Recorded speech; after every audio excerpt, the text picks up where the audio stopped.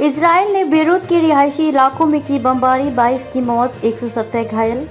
Israel ने गुरुवार की रात लेबनान की राजधानी बेरूत के डाउनटाउन शहर में कई हवाई हमले किए। इस हमले में 22 लोगों की मौत हो गई और 117 लोग घायल हो गए। इजराइल डिफेंस फोर्स (IDF) के मुताबिक ये हवाई हमले रास एल नभे अल नुवैरी के आसपास के इलाकों को निशाना बनाकर किया गया। लेबनान में सक्रिय ईरान समर्थित एक संगठन हिजबुल्लाह ने इजराइल पर कई हमले किए, जिसकी जवाबी कार्रवाई में इजराइल ने हिजबुल्लाह के प्रमुख नेता और ठिकानों को निशाना बनाया है। इजराइल डिफेंस फोर्स ने कुछ ही मिनटों में कई रॉकेट दागे। स्थानीय लोगों ने हमले के बाद वीडियो बनाए जिसमें इमारतों से धुआं निकलता दिखाई दे रहा है। शहर में एम्बुलेंस की सायरन की तेज आवाज सुनाई पड़ रही थी। आपको बता दें कि ये घनी आबादी वाले रिहायशी इलाकों को निशाना बनाकर किया गया था।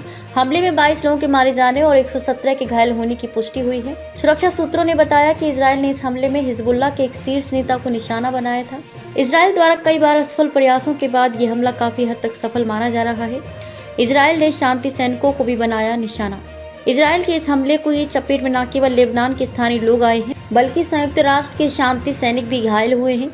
इजरायली सैनिकों पर आरोप है कि उन्होंने लेबनान में संयुक्त राष्ट्र के शांति सैनिकों पर बार बार हमला किया, जिसमें 2 इंडोनेशियाई शांति सैनिक घायल हो गए। इतालवी रक्षा मंत्री गुइडो क्रोशेटो ने इस शत्रुतापूर्ण कृत्य करार दे निंदा की है और कहा कि ये युद्ध अपराध है। वहीं स्पेन ने इसे अंतर्राष्ट्रीय कानून का उल्लंघन बताया है। संयुक्त राष्ट्र ने इसकी गंभीरता को लेकर चिंता व्यक्त की है। इजराइल की सेना पिछले महीने से लेबनान में हिजबुल्लाह ठिकानों पर लगातार हमले कर रही है, जिसमें अब तक 1200 से ज्यादा लोगों की मौत हो चुकी है और लाखों लोग विस्थापित हो गए हैं।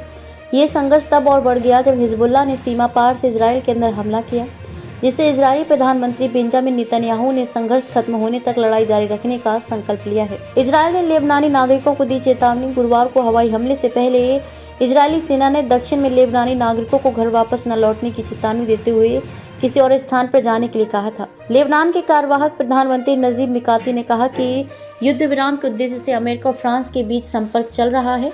हालांकि अमेरिका या फ्रांस की ओर से इस संबंध में कोई टिप्पणी नहीं की गई है।